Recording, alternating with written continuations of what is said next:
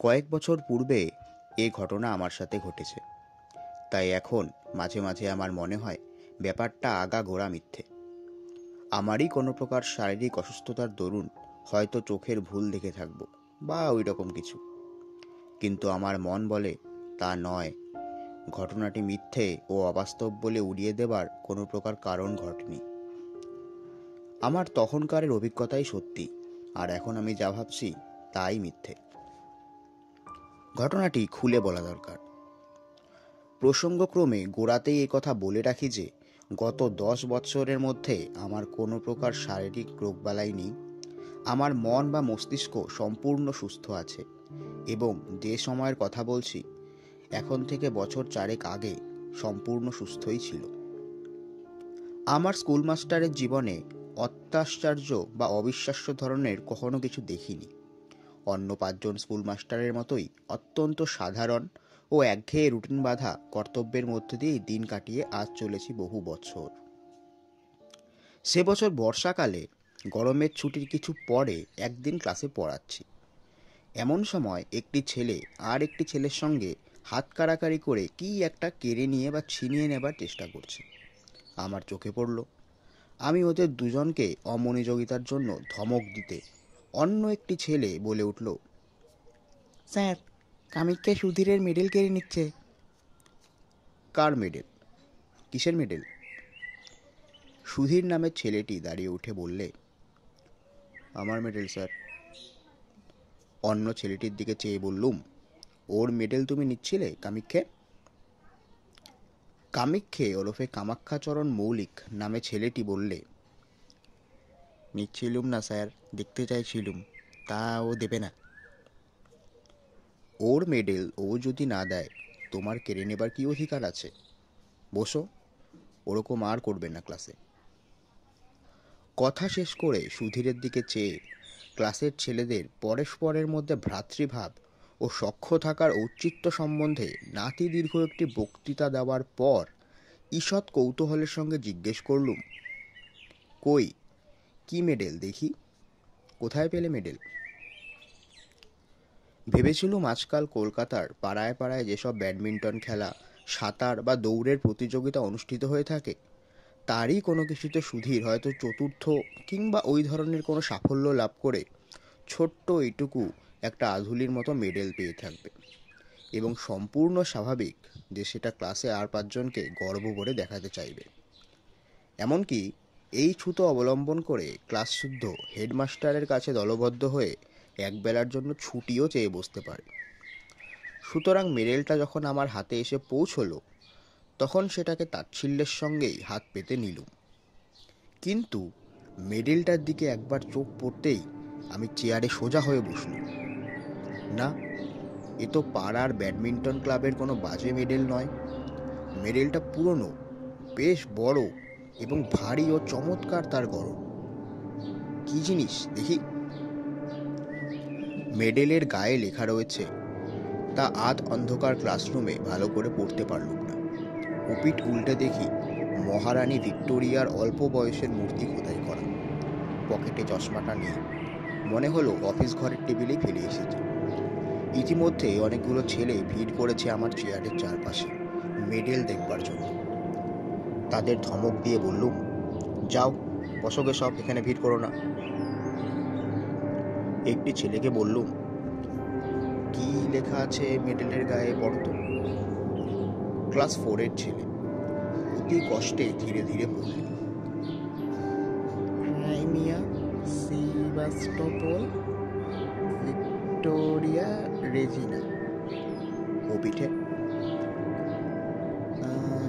Sergeant S.B.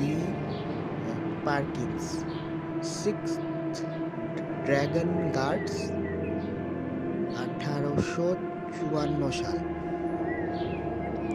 দস্তুর মতো অবাক হয়ে গেল। ক্রাইমিয়ার যুদ্ধের সময় সেভাস্টোপোলের রণক্ষেত্রে কোনো এক সাহসের কাজ করবার জন্য এই মেডেল দেওয়া হয়েছিল ইংল্যান্ডের সামরিক দপ্তর থেকে ড্রাগন গার্ডস সৈন্যদলের সার্জেন্ট পার্কিন্সকে। এ তো সাধারণ জিনিস মোটেই নয়। Crimea Sevastopol, charge of the light brigade. কিন্তু কলকাতার নীলমণি দাস লেনের সুধীর সাহার কাছে এই মেডেল আসে কোথা থেকে? এদিকে এসো, এই মেডেল কোথায় পেয়েছো? ওটা আমার স্যার। তোমার তো বুঝলুম, পেলে কোথায়? আমার দাদু দিয়েছেন স্যার। তোমার দাদু কোথায় পেয়েছিল জানো? হ্যাঁ স্যার, জানি। আমার দাদুর বাবার কাছে এক সাহেব জমা রেখে গিয়েছিল। কিভাবে? আমাদের মদের দোকান ছিল কিনা স্যার, মদ খেয়ে টাকা কম পড়লে ওটা বাঁধা রেখে গিয়েছিল, আর নিয়ে যায়নি, দাদুর মুখে শুনেছি। হিসেব করে দেখলুম ৮৬ বছর উত্তীর্ণ হয়ে গিয়েছে সেই বছরটি থেকে, যে বছরে সার্জেন্ট পার্কিন্স এ মেডেল পায়। তখন তার বয়স যদি ২০ বছরও হয়ে থাকে, তাহলে এখন তার বয়স হওয়া উচিত ১০৬। সুতরাং সে মরে ভূত হয়ে গেছে কোন কালে। সেদিন ছিল শনিবার, সকাল সকাল স্কুল ছুটি হবে এবং অনেক দিন পর সেদিন দেশে যাব পূর্বেই ঠিক করে রেখেছিল। আমার এক গ্রাম সম্পর্কে জ্যাঠামশাই ইতিহাস নিয়ে নাড়াচাড়া করেন, বেশ পড়াশুনো আছে তার, গ্রামেই থাকেন। ভাবলুম তাকে একবার মেডেলটা দেখালে খুশি হবেন খুব। সুধীরের কাছ থেকে মেডেলটা চেয়ে নিলুম। সোমবারে তাকে আবার ফেরত দিয়ে দেব বলল। স্কুলের ছুটির পরে বাসা থেকে সুটকেস নিয়ে শিয়ালদা স্টেশনে এসে ২:৩০ গাড়ি ধরলুম। দেশের স্টেশনে যখন নামলুম তখন প্রায় বেলা ৫:৩০। ২ মাইল রাস্তা হেঁটে বাড়ি পৌঁছতে প্রায় সন্ধ্যা হয়ে গেল।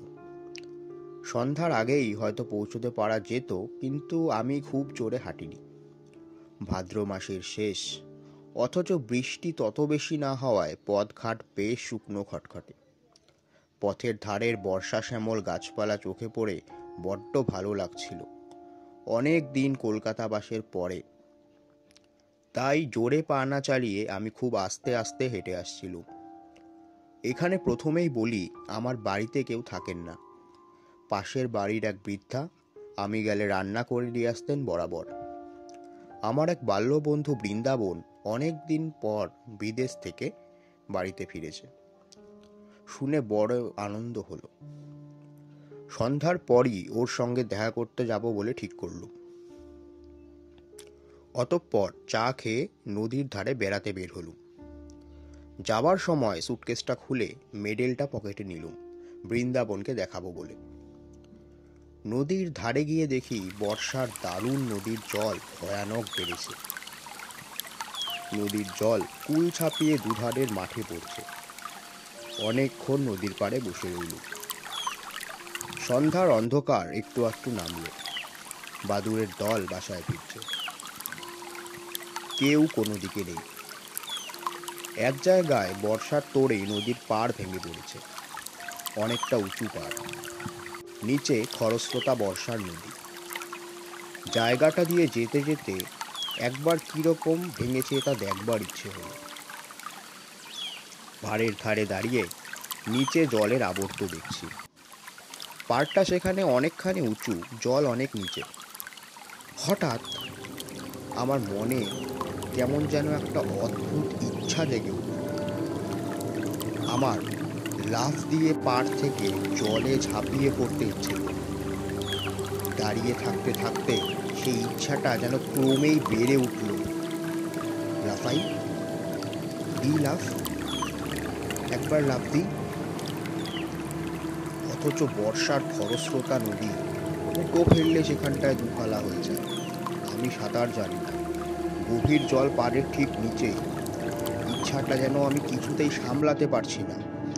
এমনকি আমার মনে হলো আর কিছুক্ষণ থাকলে আমাকে লাফ দিতেই হবে, নইলে আমার জীবনের যেন সব সুখ চলে যাবে। তাড়াতাড়ি নদীর পাড় থেকে একরকম জোর করেই চলে এলো, কারণ যেন মনে হচ্ছিল এরপর আমার আর যাওয়ার ক্ষমতা থাকবে না। পা দুটো যেন ক্রমশ শীষের মতো ভারী হয়ে উঠেছে। এরপর ওই বিপজ্জনক নদীর পাড় থেকে পা দুটোকে নাড়াবার ক্ষমতা চলে যাবে আমার। নদীর ধার থেকে বৃন্দাবনের বাড়ি আসবার পথে ওসব ইচ্ছে আর কিছু নেই। আমি নিজের মনোভাবে নিজেই আশ্চর্য হয়ে গেলুম। বৃন্দাবনের বাড়ি গেলুম। বৃন্দাবনকে অনেকদিন পর দেখে সত্যিই খুব আনন্দ হলো। দুজনে অনেক রাত পর্যন্ত বসে অনেক গল্প করলুম। অনেক বছর ধরে জমানো অনেক সুখ দুঃখের কাহিনী। বড্ড গরম আজ, কোথাও এতটুকু বাতাস নেই। ভাদ্র মাসের গুমোট গরম। বৃন্দাবন বললে, চল ভাই, ছাদে গিয়ে বসে গল্প করি, তবুও একটু হাওয়া পাওয়া যাবে। তুই আমাদের এখানেই খেয়ে যাবি, মা বলে দিয়েছেন। তোদের বাড়িতেও খবর দেওয়া হয়ে গেছে। দুজনে ছাদে উঠলুম। বাড়িটা দোতলা। ছাদের ওপর একটি মাত্র ঘর রয়েছে। আমি জানতুম বৃন্দাবনের কাকা ওই ঘরটায় থাকেন। দোতলার ছাদে উঠে দেখলুম বাড়ির পেছন দিকটায় বাঁশের ভারী বাঁধা রয়েছে। বললুম, বাড়িতে রাজমিস্ত্রি খাটছে বুঝি বৃন্দাবন? হ্যাঁ ভাই, কাকার ঘরটা মেরামত হবে। উত্তর দিকের দেওয়ালটার গা দিয়ে নোনা ধরে গেছে, সেটাও মেরামত করা হচ্ছে আর কি। বৃন্দাবন দোতলার ঘরটার মধ্যে ঢুকলো। আমার কিন্তু মনে কেমন একটা অস্থির ভাব। খানিকক্ষণ ঘরের মধ্যে গল্প করে আমি একটু জল খেতে চাইলুম। বৃন্দাবন জল আনতে নিচে গেল। আমি ঘর থেকে বেরিয়ে ছাদে পায়চারি করতে লাগলুম। ছাদে কেউ নেই। গোটা ছাদটা অন্ধকারে ডুবে রয়েছে। যেদিকটায় রাজমিস্ত্রিরা ভাড়া বেঁধে কাজ করছে, পায়চারি করতে করতে সেখানটাতে গিয়ে দাঁড়িয়ে দেখি, হঠাৎ আমার মনে হলো, ছাদ থেকে লাফ দিয়ে পড়ি না কেন? বেশ হবে, লাফ দেব। প্রায় দূরদমনীয় ইচ্ছে হলো লাফ দেবার। লাফ দেওয়াই ভালো, লাফ দিতেই হবে। লাফ দি। এমন সময় বৃন্দাবন ছাদের ওপর এসে বলল, আয়, ঘরের মধ্যে আয়, মা চা পাঠিয়ে দিয়েছেন। ওখানে দাঁড়িয়ে কেন? আরও প্রায় আধা ঘন্টা কথা বলবার পর নিচ থেকে চা ও খাবার এসে পৌঁছল। আমরা দুই বন্ধুতে অনেক রাত পর্যন্ত গল্পগুজব করল। তারপর বৃন্দাবন খাওয়ার কতদূর জোগাড় হলো সেটা দেখার জন্য নিচে চলে গেল। ঘরের মধ্যে বড় গরম। আমি বাইরের ছাদে খোলা হাওয়ার মধ্যে আবার বেড়াতে লাগলো। রাজমিস্ত্রিদের ভাড়ার কাছে এসে দাঁড়িয়ে আমার হঠাৎ আবার যেন মনে হলো, লাফ এবার দিতেই হবে। কেউ নেই ছাদে, কেউ বাধা দিতে আসবে না আমাকে। এই উপযুক্ত অবসর। সঙ্গে সঙ্গে আমার মনের গভীর তলায় কে যেন বলছে, লাফ দিও না মূর্খ, লাফ দিও না, পড়ে চূর্ণ হয়ে যাবে। আমার মাথার মধ্যে কেমন ঝিমঝিম করছে। কতক্ষণ পরে জানি নে, এবং কিসে কি হলো তাও জানি নে, হঠাৎ বৃন্দাবনের চিৎকারে আমার চমক ভাঙল। দেখি বৃন্দাবন আমাকে হাত ধরে টেনে তুলছে। এ কি সর্বনাশ! তুই লাফ দিয়ে পড়লি দেখলুম কেন? ভাগ্যিস পাশে পা বেঁধে গিয়েছে তাই রক্ষে। কি কি হলো তোর? আমার মাথা কেমন যেন ঘুরছে, গা ঝিমঝিম করছে। বৃন্দাবনকে বললুম, আমি ভাই কিছুই জানি না তো। বৃন্দাবন ঘরের মধ্যে গিয়ে আমাকে শুইয়ে দিল। সকলে বললে, ট্রেনে আসার দরুন আর গরমে শরীর কীরকম খারাপ হয়ে মাথা ঘুরে পড়ে গিয়েছিল। আমি জানি যে আমি মাথা ঘুরে পড়ে যাইনি। লাফ আমি আমার নিজের ইচ্ছে করেই দিয়েছিল। তবে ঠিক যে সময়টাতে আমি লাফ দিয়েছি, সে সময়ের কথাটা আমি অনেক চেষ্টা করেও কিছুতেই মনে করতে পারলাম না। বিছানায় শুয়ে বেশ সুস্থ বোধ করলাম। পাশ ফিরতে হঠাৎ কি যেন একটা শক্ত জিনিস বুকের কাছে ঠেকল। পকেটে হাত দিয়ে দেখি সুধীরের দেওয়া সেই মেডেলটা। আশ্চর্য, এটার কথা তো এতক্ষণ একেবারেই ভুলে গিয়েছিল। বৃন্দাবনকে সেটা দেখালো। ওদের বাড়ির সকলে মেডেলটা হাতে করে ঘুরিয়ে ঘুরিয়ে একবার দেখল। রাত্রিরে নিজের ঘরে এসে শুয়ে পড়ল। আমার বাড়িতে বর্তমানে কেউ নেই, একাই থাকি একটা ঘরে। একটা জিনিস লক্ষ্য করছি, যখন বৃন্দাবনের বাড়ি থেকে বার হয়ে পথে পা দিয়েছি, তখন থেকেই কেমন এক ধরনের একটা ভয় করছে আমার। বাড়িতে যখন ঢুকলুম, তখন ভয়টা যেন আরো বাড়ল। একা ঘরে কতবার এর আগে শুয়েছি, এমন ভয় কোনোদিনও আমার মনে আসেনি। না, শরীরটা সত্যিই খুব খারাপ। শরীর খারাপ থাকলে মন দুর্বল হওয়াটাই খুব স্বাভাবিক ব্যাপার। আলো নিভিয়ে শুয়ে পড়ল। আমার শিয়রের কাছে একটা বড় জানালা। জানালা দিয়ে বাড়ির পেছনের বন বাগান এই সমস্ত চোখে পড়ে। বেশ জ্যোৎস্না উঠেছে, কৃষ্ণপক্ষের একাদশীর জ্যোৎস্না। হাওয়া আসবে বলে জানলাটা খুলেই রেখেছি। কতক্ষণ ঘুম হয়েছিল জানি নে, ঘন্টাখানেকের বেশি হবে না। হঠাৎ ঘুম ভেঙে গেল। বারবারই মনে হতে লাগলো আমার শিয়রের দিকের জানালায় কে যেন একটা দাঁড়িয়ে আছে, যেন মাথা তুলে সেদিকে চেয়ে দেখলেই তাকে দেখা যাবে। কথাটা মনে হওয়ার সঙ্গে সঙ্গে ভীষণ ভয় হলো, অথচ কিসের যে ভয় তাও জানি না। এমন ভয় যে কিছুতেই শিয়রের জানালার দিকে তাকাতে পারলুম না। চোখ না দেখলেও আমার বেশ মনে হলো জানলার গড়াতে দুটো হাত রেখে কে যেন একটা দাঁড়িয়ে আছে। জ্বলন্ত চোখে সে আমার দিকেই চেয়ে রয়েছে। আমি ওদিকে চাইলেই দেখতে পারব। প্রাণপণে চোখ বুজে শুয়ে থাকার চেষ্টা করলাম, কিন্তু কিছুতেই পারলুম না। ঘরের মধ্যে কোথাও কি ইঁদুর পচেছে?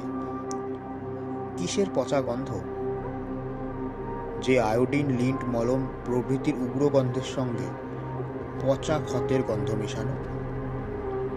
এতকাল বাড়িতে থাকা নেই, যার উপর বাড়িঘর পরিষ্কার রাখার ভার, সেই সবকিছু দেখাশোনা করে, কিন্তু সে যে নিজের কাজ ঠিকমতো করছে না তা বোঝা গেল। কে যেন আমার মনের ভেতর বলছে, চেয়ে দেখো, তোমার মাথার শিয়রের জানলার দিকে চেয়ে দেখো না।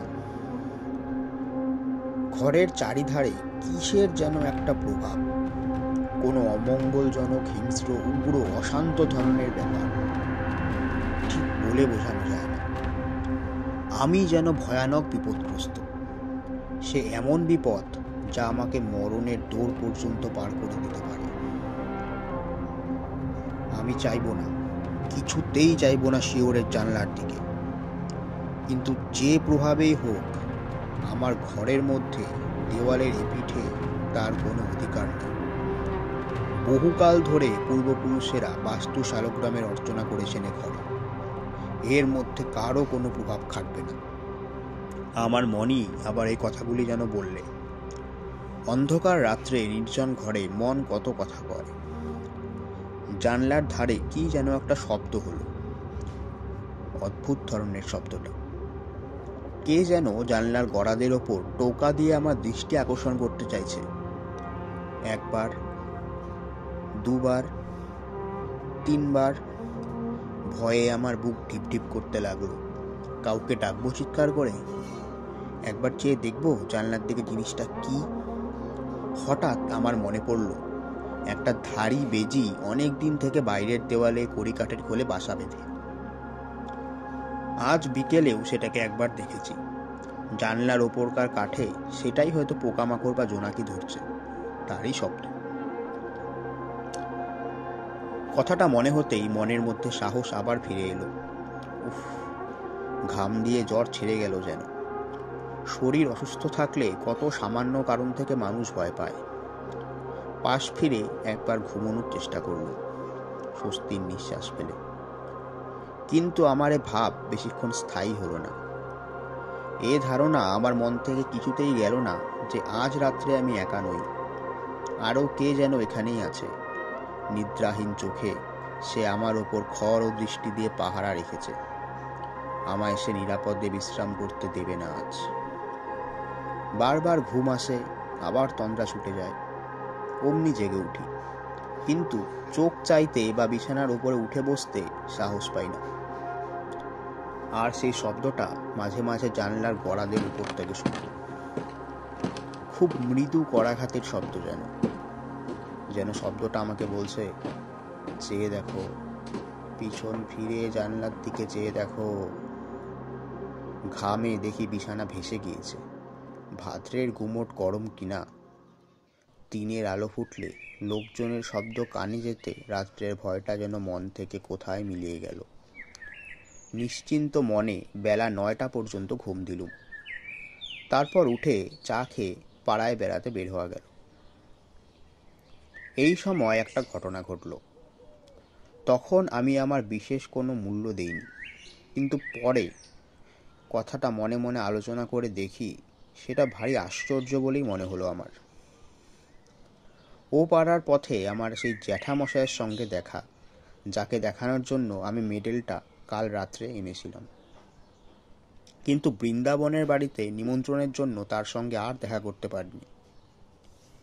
আমায় দেখে তিনি বললেন, এই যে সুরেন, ভালো আছো? কাল তুমি এসেছো দেখলুম। তখন অনেক রাত, তাই আর ডাকলুম না। বোধহয় বৃন্দাবনের বাড়ি থেকে ফিরছিলে। আমি সাথে তখন পাইচারি করছি, যে গরম পড়েছে। তা বাবা, কাল রাত্রে তোমার সঙ্গে যে লোকটি রয়েছে সে কে? খুব লম্বা লোক, শিখ কি পাঞ্জাবির মতো লম্বা। তোমার শহরের বন্ধু বুঝি? বাঙালির মধ্যে এমন চেহারা, বেশ বেশ। আমি অবাক হয়ে জ্যাঠামশাইয়ের মুখের দিকে চেয়ে বললুম, আমার সঙ্গে লম্বা লোক কাল রাত্রে? সে কি? জ্যাঠামশাই আমার দিকে অবাক হয়ে বললেন, তোমার সঙ্গে লোক ছিল না বলছো? একা যাচ্ছিলে? না বাবা, আমার চোখের দৃষ্টি কি একেবারে এতই খারাপ হয়ে যাবে? আমি হেসে বললুম, তাই হবে হয়তো জ্যাঠামশাই, চোখে হয়তো কিছু ঝাপসা দেখে থাকবেন, বয়স হয়েছে তো। না, আমার সঙ্গে কেউ ছিল না। তাছাড়া আপনাদের বাড়ির সামনে ওই আম গাছটার ছায়া কীরকম আলো আধারে দেখছেন, চোখে অমন ভুল হয়। জ্যাঠামশাই যেন রীতিমতো হতভম্ব হয়ে গেলেন। বললেন, কি আশ্চর্য কাণ্ড, এতটা ভুল হবে চোখে? আম গাছের এদিকে যখন তুমি টর্চ লাইট জ্বাললে, তখন আমি স্পষ্ট দেখলুম তোমার মতন তোমার পেছনে একজন লম্বা মতো লোক। তারপর তুমি টর্চ নিভিয়ে আম গাছের ছায়ার মধ্যে ঢুকলে, তখনও জ্যোৎস্নার আলোয় আম গাছটার ছায়ায় আমি বেশ দেখলুম লোকটি তোমার পিছনে পিছনে যাচ্ছে। তোমার মাথার চেয়েও যেন এক হাত লম্বা হবে, তোমার একেবারে ঠিক পেছনে। তবে খুব ভালো দেখতে পেলুম না মুখটা, অত দূর থেকে তো আর অত স্পষ্ট দেখা গেল না। এমনকি একবার মনে হলো তোমাকে ডেকে জিজ্ঞাসা করি যে বন্ধুটি কে। এক তো ভুল হবে আমার চোখে।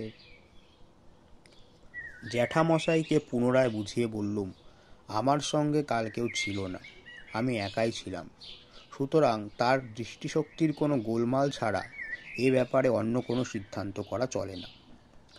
সারা দিন বৃন্দাবনের সঙ্গে আড্ডা দিয়েই কাটানো গেল। গতকাল রাত্রের ভয়ের ব্যাপার নিয়ে দিনের আলোয় আমার কাছে যেন সেটা হাস্যকর বলে মনে হলো। রাতের ট্রেনে কলকাতায় ফিরব। বৃন্দাবনদের বাড়ি থেকে চা খেয়ে বাড়ি এসে সুটকেসটা নিয়ে স্টেশনের পথে রওনা হয়েছি। তখনই সন্ধ্যার অন্ধকারে বাউড়িপাড়ার বাগানটার মধ্যে দিয়ে আসছি। বাগানটা পার হতে প্রায় 5-6 মিনিট সময় লাগে। মস্ত বড় এক বাগান। বাগানের ঠিক মাঝামাঝি এসে হঠাৎ পেছন ফিরে চাইলুম কি ভেবে, সঙ্গে সঙ্গে আমার সারা দেহে যেন বিদ্যুৎ খেলে গেল। আচমকা ভয়ে আমার সর্বশরীর যেন কাঠ হয়ে গেল। কে ওটা ওখানে দাঁড়িয়ে? রাস্তা থেকে একটু পাশে আগাছার জঙ্গলের মধ্যে আধো অন্ধকারে যেন এক অদ্ভুত মূর্তি, খুব লম্বা। তার মাথায় ঘোড়ার বালুমচির সেই এক লম্বা ধরনের টুপি, পাতলা লোহার চেন দিয়ে থুতনির সঙ্গে বাঁধা। ছবিতে ঘোড়া সৈনিকদের মাথায় যে ধরনের টুপি দেখা যায়, ঠিক সেই রকম। মূর্তিটা যেন নিশ্চল নিস্পন্দ অবস্থায় আমার দিকে চেয়ে দাঁড়িয়ে। আমার কাছ থেকে মাত্র 10 গজ কি তারও কম দূরে। মরিয়ার মতো আরেকটু এগিয়ে গেলুম। এই ভয়ানক কৌতূহল আমাকে চরিতার্থ করতেই হবে যেন। মূর্তি নড়ে না, যেন নিশ্চল পাথরের মূর্তি। কিন্তু বেশ স্পষ্ট দেখছি, 7-8 গজ দূরে মাত্র তখন মূর্তিটা। স্পষ্ট দেখতে পেলুম সেই লম্বা টুপি ও ইস্পাতের চেনের স্ট্র্যাপ। আমার পা ঠক ঠক করে কাঁপতে লাগলো। সারা দেহ কেমন যেন একটা অবশ হয়ে আসছে। মাথাটা যেন বড় হালকা হয়ে গেছে। বোধ হয় আর আধ মিনিট এভাবে থাকলে মূর্ছিত হয়ে যেত। কারণ সেই বীভৎস মূর্তিটার মুখোমুখি আমি দাঁড়িয়ে। আমার পা দুটো বেজায় ভারী হয়ে আসছে, নড়বার উপায় নেই সেই মূর্তির সামনে থেকে। কিন্তু ঠিক সেই সময়ে বাউরি বাগানের পথে লণ্ঠন নিয়ে কারা যেন ঢুকল। 2-3 জন লোকের গলার শব্দ শুনে আমার সাহস ফিরে এলো। আমিও ওদের ডাক দিলাম। ওরা ছুটে এলো। আমায় ওখানে বনের মধ্যে দেখে খুব আশ্চর্য হয়ে বলল, ওখানে কি বাবু, কি হয়েছে? তারপর লণ্ঠন তুলে ওরা আমার মুখ দেখে বলল, ও আপনি, কি কি হয়েছে আপনার? মুখে একবারে সাদা ফ্যাকাশে হয়ে গেছে। ভয় পেয়েছি। বাউরি বাগান জায়গাটা ভালো না। সন্ধ্যের পর এখানে অনেকে আসতেই ভয় পায়। ওদের লণ্ঠনটা যখন উঁচু করে তুলে ধরলো আমার মুখের সামনে, তখন সেই আলোয় দেখলুম সামনের মূর্তিটা তখনও সেখানে ঠিক সেই রকম দাঁড়িয়ে। একজন বলল, কি দেখছিলেন বাবু এখানে দাঁড়িয়ে, ওই সানা গাছটা? আর একজন বললে, গাছটা ডালপালা কেটে মাথা ছোপের মতো করে রেখেছে, দেখ, যেন মানুষ বলে অন্ধকারে ভুল হয়। আসুন বাবু, আসুন। আমিও দেখলাম সারা গাছই বটে। মাথার দিকের পাতাগুলো ছেটে গাছটাকে দেখতে ঠিক হর্স গার্ডের ঘোড়ার টুপির মতো কোনো সৈনিক যেন মনে হচ্ছে। কাল আমি আবার জ্যাঠামশাইকে চশমা নিতে বলছিল, ভেবে লজ্জা হলো মনে মনে। তিনি বৃদ্ধ লোক, তার চোখের ভুল তো হতেই পারে, কিন্তু আমার যখন এই অবস্থা। ওরা আমায় আলো ধরে স্টেশনে পৌঁছে দিল। পরের দিন সুধীরের মেডেলটা ফেরত দিল। সুধীর বললে, স্যার, আপনাকে একবার দাদু ডেকেছেন, আমার সঙ্গে ছুটির পরে আমাদের বাড়িতে আসুন, অনেক বোর করে নিয়ে যেতে বলেছেন।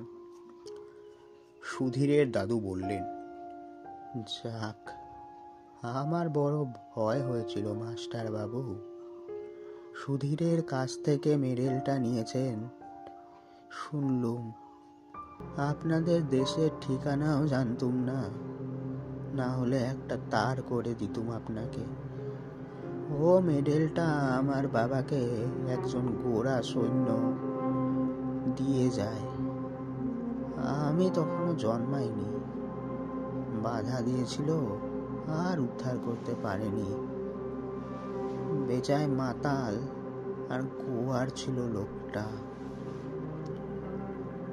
ওই মেডেলের এই বিপদ হচ্ছে যে আমাদের বংশের লোক ছাড়া অন্য কেউ নিলে তার বড় কোনো বিপদ ঘটে। আমার এক ভগ্নিপতি একবার কিছুতেই শুনলে না। অনেক কাল আগের কথা, বাড়ি নিয়ে গেল মেডেল দেখাতে। সেই দিনই সন্ধ্যার সময় ছাদ থেকে পড়ে মারা গেল। মৃতদের পকেট থেকে সেই মেডেলটা বেরোলো।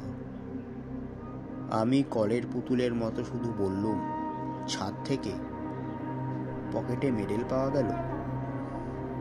হ্যাঁ মাস্টার বাবু, আমার নিজের ভগ্নিপতি। মিথ্যে কথা তো বলবো না। আজ 27-28 বছর আগের কথা। ওটা আরো 2 জন নিয়ে গেছে, তক্ষুনি ফেরত দিয়ে গিয়েছে আর বলেছে রাত্রে ভয় পায়, গা ছমছম করে, কে যেন পেছন পেছনে আসছে বলে মনে হয়।